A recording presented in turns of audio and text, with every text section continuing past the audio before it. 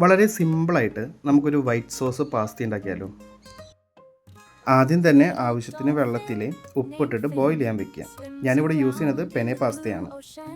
വെള്ളം ബോയിലായിട്ട് വരാനുള്ള സമയത്ത് നമുക്ക് ചിക്കൻ കുക്ക് ചെയ്തെടുക്കാം. പാൻ ഹീറ്റ് ചെയ്ത് കുറച്ച് ഒലിവ് ഓയിൽ ഒഴിച്ച് ചിക്കൻ നന്നായിട്ട് ടോസ്റ്റ് ചെയ്ത് അത്യാവശ്യം ഒരു ബ്രൗൺ കളർ ആവണ വരെ നന്നായിട്ട് കുക്ക് ചെയ്തെടുക്കുക. വെള്ളം നന്നായിട്ട് ബോയിലായിട്ട് വന്നിട്ട് അതിലേക്ക് പാസ്ത ഇടാം. പാസ്തയുടെ കുക്കിംഗ് ടെമ്പറേച്ചർ പാസ്തയുടെ കവറിൽ തന്നെ അവർ എഴുതിയിട്ടുണ്ടാവും.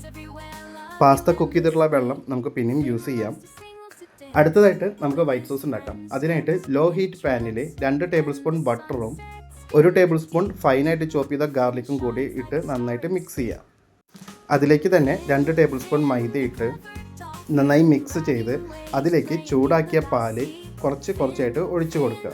എന്നിട്ട് നന്നായിട്ട് അതിൽ ലംസ് ഒന്നും ഇല്ലാത്ത പോലെ നല്ല രീതിയിൽ മിക്സ് ചെയ്യണം. ഒരു വിസ്ക് വെച്ച് ഇളക്കണതായിരിക്കും കുറച്ചുകൂടിയും എളുപ്പമായിട്ട് വരിക. കുറച്ച് നേരം കുക്ക് ചെയ്ത് വരുമ്പോഴേക്കും ഇതേപോലെ ഇത്ര തിക്കായിട്ടുള്ള ഒരു ഗ്രേവി നമുക്ക് കിട്ടും. അതിലേക്ക് നമ്മൾ ചിക്കൻ ഇട്ട് അതേപോലെ തന്നെ പാസ്ത ഇട്ട് നന്നായിട്ട് മിക്സ് ചെയ്തെടുക്കുക. പാസ്തയും സോസും കൂടി നന്നായിട്ട് മിക്സ് ചെയ്യുക. അത് നമുക്ക് ഭയങ്കര തിക്കായിട്ട് തോന്നുകയാണെങ്കിൽ ആദ്യം കുക്ക് ചെയ്ത് വെച്ച പാസ്തയുടെ വെള്ളം നമുക്ക് അതിലേക്ക് കുറച്ചൊഴിച്ച് നന്നായിട്ട് വീണ്ടും മിക്സ് ചെയ്തെടുക്കാവുന്നതാണ്. ഇതിലേക്ക് നമുക്കിപ്പോൾ സോൾട്ട്, പെപ്പർ നമുക്ക് ആവശ്യത്തിനനുസരിച്ച് നമുക്ക് ആഡ് ചെയ്യാം. ഒരു കാര്യം ശ്രദ്ധിക്കണം, നമ്മളിതിൽ ചീസ് യൂസ് ചെയ്യുന്ന കാരണം സോൾട്ട് കുറച്ച് ഇട്ടിട്ടുള്ളൂ. അത് നമുക്ക് ആവശ്യത്തിന് പിന്നീട് നമുക്ക് ആഡ് ചെയ്യാം.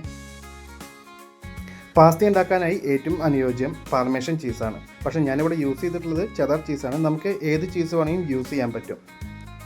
ഇതിലേക്ക് ഗ്രേറ്റ് ചെയ്ത നട്ട്മഗ് അതേപോലെ തന്നെ ഇറ്റാലിയൻ സ്പൈസസും ആഡ് ചെയ്യണം.